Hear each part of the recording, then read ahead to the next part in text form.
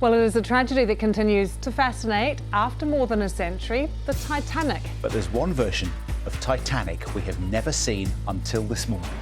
The name Titanic has come to embody a curse. Declared unsinkable, the ship suffered a wreck on its very first voyage, becoming a disaster on a global scale. Its fate, one might say, was doomed from the start. Bad omens and critical mistakes accompanied it from its creation to the climax of the tragedy. From lost keys to an unnoticed iceberg. All these were links in a chain of fatal absurdities. You're on the Top Facts channel, and we found 20 mysterious photos that will shed light on the great drama of the early 20th century. Let's start the viewing.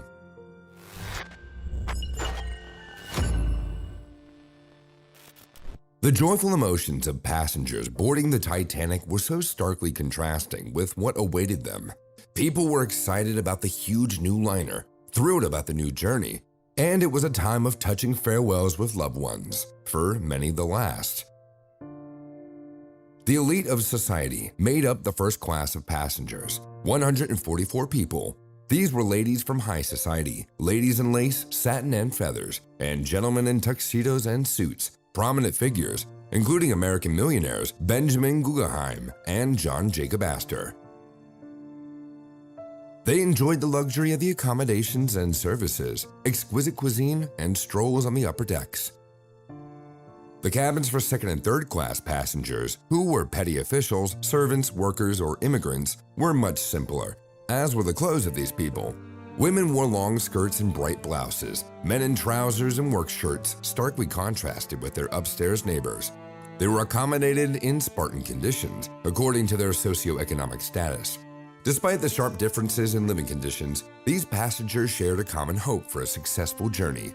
How sad it is to think that, having waved goodbye to their loved ones, they turned to face their imminent demise, with terrible spectacles and heart-wrenching feelings awaiting them ahead. The Titanic nearly began its doomed journey with an accident. In the port of Southampton, the crew narrowly avoided a collision with the vessel New York, which was nearby. Due to a coal strike in the port, there were many large ships moored nearby. Risk accompanied Titanic at every turn, and its size and the power of its propellers almost did it a disservice. On the morning of April 10, 1912, pulling out of the harbor on its first voyage with the help of tugboats, the liner moved at a speed of 6 knots, and, passing by other ships, created a strong wake with its dimensions. As a result, the New York's rope snapped and it began to drift freely, being drawn toward the Titanic. A collision seemed inevitable, but quick actions by Captain Smith and the helmsman of the tugboat Vulcan, George Bow, prevented a catastrophic start. Now tell me, was this a worrying omen? Trials are crucial for any ship. Titanic's testing was scheduled for April 1, 1912, but it had to be postponed to the next day due to bad weather. The tight schedule meant that the Titanic had one less day in Southampton to properly prepare for its maiden voyage. April 2nd was a clear day, and Titanic, with a team of workers, stokers, lubricators, firefighters, and engineers, began the trials. Interestingly, why, despite the significance of the event, were the main crew of the voyage and designer Thomas Andrews, the executive director of Harland and Wolff Shipyard, and representatives of the ministry not on board? The initial trials lasted about 12 hours on a reduced schedule and with a reduced crew, under atypical conditions, considering the first long journey across the ocean. Don't you find this odd and even outrageous? Assessing maneuverability, speed of movement, and stopping of the ship is not everything. For instance, the most crucial test, the emergency stop at full speed, took Titanic about 2,625 feet to stop from the maximum speed of 23 knots. Titanic left Southampton, leaving behind missed opportunities for proper training. All the tragic blunders and miscalculations seemed to converge here to doom the ship. The demise of the Titanic could have occurred for another reason. Before setting out, there was an incident in the fuel section, a coal fire in the cold bunker number 6. If the voyage had been postponed to fix the problems, everything might have been different. However, the liner embarked on its fateful journey with a significant problem inside. The coal was smoldering quietly. The crew knew about this when the ship left Belfast. Researchers believe that this fire could have weakened the hull sections, making the ship more vulnerable to an iceberg collision. The intense heat from the fire could have made the steel hull brittle. This theory is supported by recently discovered photographs. See the dark streaks in the hull near the place where the iceberg would later seal its fate? It's reported that the coal in the bunker ignited 10 days before the Titanic left England and continued to burn throughout the remainder of the voyage. The prolonged fire could have compromised the structural integrity of the ship. Imagine it sailing all this time like a hot iron in icy water. Officials were aware of the fire, but seemingly disagreed with the idea that the fire could contribute to the sinking. A burning coal bunker was not unusual for ships of that era. They claimed that the fire was localized and had been extinguished before the collision with the iceberg. So, they always had arguments ready to deny their fault. The construction of the Titanic spawned almost as many legends as its demise. Let's return to the shipyard from which the Titanic was launched. The ship was assigned the serial number 401 at birth, and the number 390904 was engraved on its hull. Yet, here too, mystical seers emerged who saw something ominous in the number. They speculated that the number was deliberately chosen and held deep symbolic meaning. Reflected in a mirror, these digits transform into the letters "No Pope," a blasphemous message against the Pope. As far-reaching as that may sound, at Harland and Wolff Shipyard in Belfast, the predominantly Catholic workforce considered the inscription a bad omen. We do not know how the rumors were solved, but another phrase resonates with it, sending chills down our spines. What if the mystical numeral sentence was "No Hope"? When someone mentions the Titanic, the label "Unsinkable" immediately sticks. We still don't know how it came to be the ship's duplicate name, but it was after the sinking that the moniker forever stuck to the ill-fated liner. The Titanic never officially used it in advertising. The creators described the ship in the corridors as practically unsinkable. However, the nickname would be condemned for the excessive self-confidence and bravado of the owners rather than the innocent ship. A wonderful technological novelty that was very unlucky several times in a row. Their thirst for superiority and commercial insatiability was what truly was unsinkable. This Egyptian relic also traveled across the ocean. The strange cargo was even blamed for a curse that the mummy cast upon the voyage. However, this artifact was not a mummified body, but merely a painted wooden coffin board under which a mummy once rested. After the sinking, the historical cargo was raised from the depths, and it is now in the British Museum. We do not know if the curse of the Egyptian priestess affected the voyage, but we have already understood that the ship was full of the strangest characters and things. It's unimaginable to think that a ship like the Titanic embarked on a transatlantic voyage without binoculars. This is completely absurd. However, here's the story that unfolded shortly before the departure.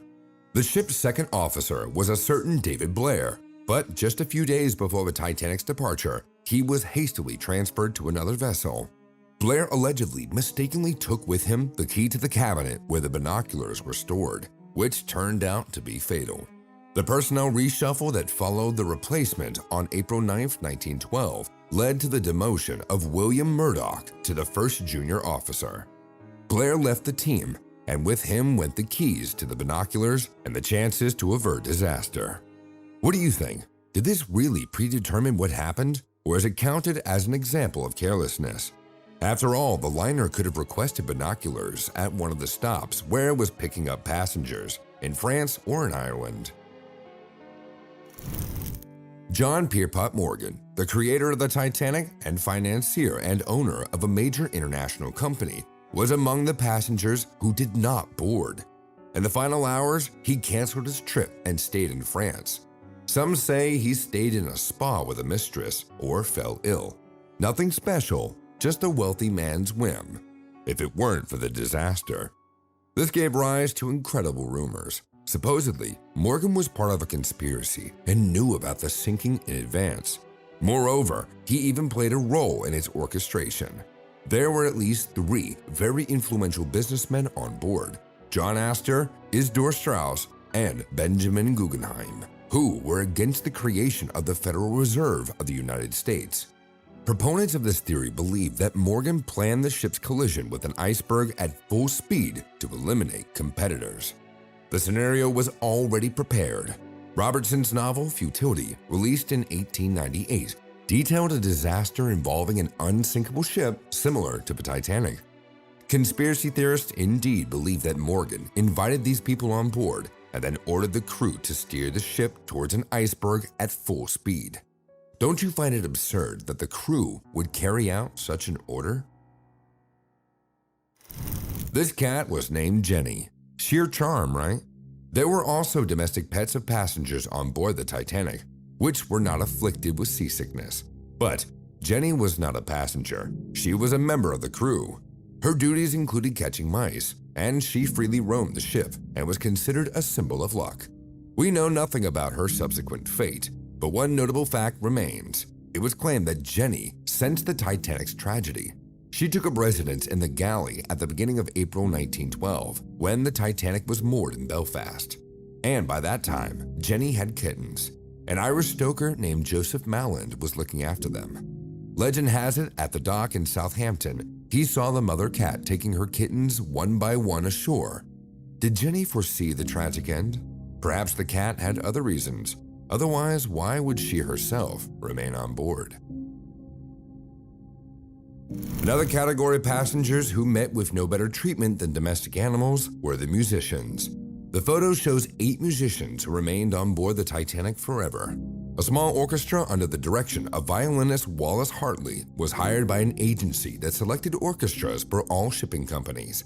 The musicians, aged from 21 to 32 years, met on the ship and, as top-class professionals, quickly formed a cohesive group. During the sinking, no one cared for the musicians, as on any other evening. They were not rushed to be saved, and realizing this, they simply continued to play. Whether they were performing their final mission of reassurance or just didn't know where to turn in final moments of despair. In their hands were precious instruments, parting with which for a musician was akin to the end. Debunking myths about the last concert, it was the captain himself who ordered the musicians to continue playing. And since the orchestra, which played strictly from sheet music, could not have performed on the panic-stricken deck, this means that the musicians continued to play in the hull until the end. Moreover, they were divided into 2 ensembles, a quintet and a trio, meaning they played in different locations. While the evacuation was underway, and the hall where pianos stood, invigorating ragtimes were played, though everyone understood that the ship was doomed. And so they played. The last passengers to leave the ship in lifeboat number 4 around 1:55 a.m. recall the tune Autumn. And it was certainly unclear whether they were playing the religious hymn, Nearer My God to Thee, as a farewell. All the Titanic musicians perished without exemption. The leader's body was solemnly laid to rest in his hometown amid thousands of mourners, and the violin was restored. All 8 names after that night became symbols of courage and dedication to their craft.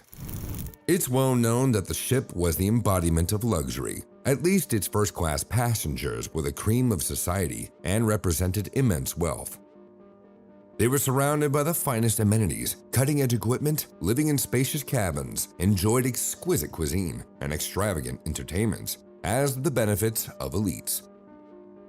Their cabins were strategically located closer to lifeboats, and the survival rate was around 62%, as stated in the official analysis after the tragedy. In stark contrast to these conditions was the situation of third-class passengers. Among them were mainly immigrants dreaming of a new life in America. Although the accommodations for them looked more comfortable compared to the other ships of the time, they were modest and functional. The cabins were located in less attractive parts of the ship, had irregular shapes, and were not insulated from the noise and vibrations of the engines. The class division meant not only a different level of comfort, but also proximity to critical life-saving evacuation resources. Barriers and gates that separated the third-class quarters from the rest of the ship greatly complicated these passengers' rescue. They could not timely gain access to the lifeboats. This was not just a disaster in the ocean, but a vivid drama of the social inequality of the time. The question of life and death was also divided by class. Some were privileged to survive, while others were condemned to death. This issue became the most discussed in connection with the tragedy. There were far too few lifeboats on board the Titanic. It embarked on its fatal journey with only 20 lifeboats, a number catastrophically insufficient for the amount of passengers and crew members. Was it the excessive confidence in its unsinkability or disregard for protocols? Either way, this regrettable shortage determined the fates of hundreds. The number of spots in the lifeboats on board was for 1,178 people, while the liner had a full capacity of 3,547 passengers and crew members. Between 1495 and 1640 people out of 2,225 on the ship perished. The ship's design included provisions for 48 lifeboats, but the management decided to make do with only 20. This was the minimum. 16 was the capacity for 65 each, and 4 small collapsible boats that could hold up to 47 souls. Did no one believe they would actually be needed? And even these limited resources were used wastefully. The lifeboats launched were significantly underfilled compared to their capacity. The launching of the lifeboats itself, a complex and lengthy operation that required on average 10 minutes per boat. In the rush of the sinking, instead of the required 65 spots, the first lifeboat only had 28 people. Moreover, no drill had been conducted, and the ensuing panic, it was impossible to do anything according to plan. A girl named Violet Jessup, born in Argentina in 1887 to a family of poor Irish immigrants, miraculously survived tuberculosis. Her career began on the ship Olympic, a relative of the Titanic. Violet was destined for an unusual fate. She survived 3 shipwrecks.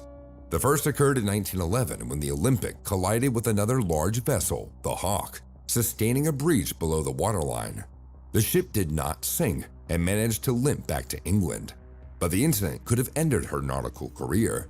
However, Violet continued to work on liners and boarded the Titanic. On that fateful night, she was in bed after evening prayers when a distressing sound, similar to a drill, was heard. Violet found herself in a lifeboat. The officers ordered the crew members to get into the boats first to show the other women that they were safe. Jessup recalled in her memoirs, during World War I, Violet again served as a nurse on the military liner Britannic, a sibling to the Titanic and the Olympic. What twist of fate, you might ask? By this time in 1916, the ship struck a mine, and it was extremely bad. The vessel tipped forward, and in the panic, improperly launched lifeboats that were sucked under the rotating propellers, killing 21 people. Violet jumped into the ocean, trying to swim away, but suffered a skull injury when she hit the keel. Nonetheless, she survived and earned the title Unsinkable Violet Jessup. 3 times is enough. The only Japanese person to survive the Titanic was second-class passenger Masabumi Hono, and he was unfortunate to survive. Yeah, you heard that right. He boarded the ship while returning to Japan. Upon his return home, he faced only contempt and condemnation. According to Japanese values, it was more honorable to die as a nobleman than to survive among others, women and children. Compatriots accused Masabumi of saving himself dishonestly. Although there was no evidence of his scheming, self-sacrifice is esteemed higher than saving one's own life in the face of such a tragedy in Japanese culture. Little was known about this man afterward, and we do not know if he felt shame for surviving. This photo has an incredibly tragic story. The Goodwins, a working-class family, boarded the Titanic hoping for a bright future in the New World.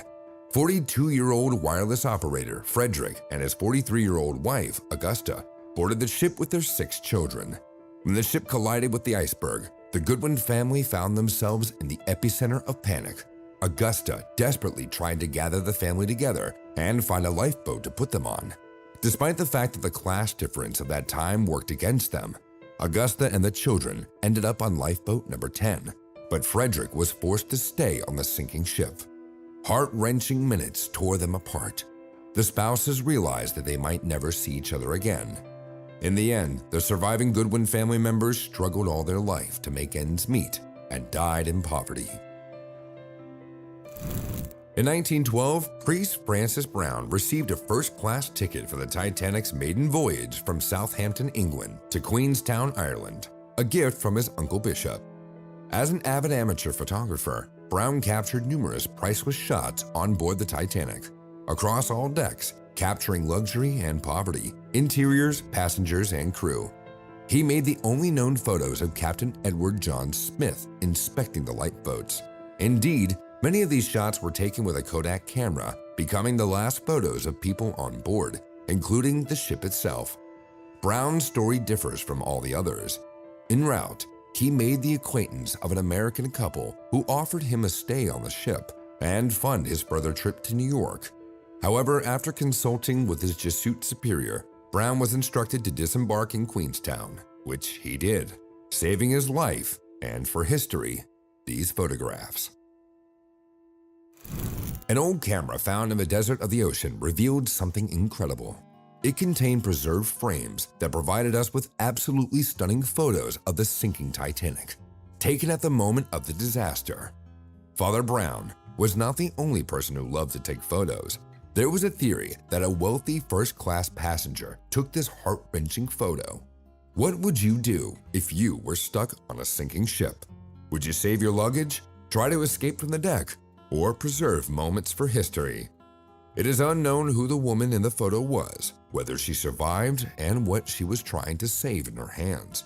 But this photo beautifully conveys the terror that she must have felt as the Titanic sank in the icy water.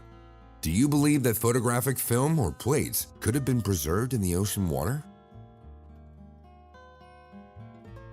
Are you sure that this photo is of the Titanic? There's a conspiracy theory according to which the Titanic was replaced with its sister ship on the voyage. There was such a ship, and it was called the Britannic. It was claimed that the purpose of this carefully planned fraud was an insurance scam to avoid financial disaster. Quite a bold hypothesis, but the Britannic was the third and largest vessel of the White Star Company, almost a replica of its unfortunate sibling. Skeptics insisted that these two ships were eerily similar, and that it was actually the Britannic, disguised as the Titanic, that was intentionally sunk. Supposedly, the owners received the insurance money and kept the new unsinkable ship intact. Do you agree that this theory really does not hold up to scrutiny? But apparently, the Titanic family was not spared from bad luck. It seemed to follow all three liners, including the Olympic. The Britannic met its tragic end during World War I in 1916. It struck a mine and sank. One way or another, the owners failed to preserve any of their costly creations. The ship that watched the sinking Titanic and did not come to the rescue was the steamship Californian, which was in the immediate vicinity on that fateful night, and leaving the distress signals from the Titanic unanswered, did nothing. However, a few hours before the Titanic's collision with the iceberg, the Californian's radio operator sent a warning about icebergs to all nearby ships, including the Titanic. Again, due to a silly oversight, the message did not reach Captain Smith because radio operator Jack Phillips did not consider it urgent enough. Communication was yet another fatal error in the chain of causes of the tragedy. Phillips was busy transmitting passenger telegrams. He was an experienced operator with a transmission speed of 39 words per minute, while the average rate was 18. Having just celebrated his 25th birthday 3 days earlier, and had already experienced 2 shipwrecks. Moreover, the previous night, he and his partner had been repairing the broken transmitter and were quite exhausted. The iceberg message was collegial in nature and did not have the prefix MSG, Master Service Gram, which means to deliver directly to the captain. So Phillips rudely dismissed the babbler, "Keep out, shut up. I'm working with Cape Race, and you're jamming me. You are blurring my signal. Even after the Californian saw the Titanic's distress rockets, ship's carpenter James McGregor even claimed to have personally seen the ship and rockets. The radio operator went off duty, and Captain Stanley Lord took no action to assist. The facts of the Titanic disaster investigation showed that the Californian could have saved many, if not all, by coming to their aid. Although no official charges were ever brought against Captain Stanley Lord, he spent the rest of his life trying to clear his name. His ship, ironically, met its tragic end 3 years later. It was sunk by a German submarine during World War I. Indeed, human carelessness invokes nothing but annoyance and anger. And if you like this episode and you want to see the next part, something similar, maybe write about it in the comments. Like this video and subscribe to the channel. And right now, I'm going to recommend to you to continue watching and check out one of our previous videos.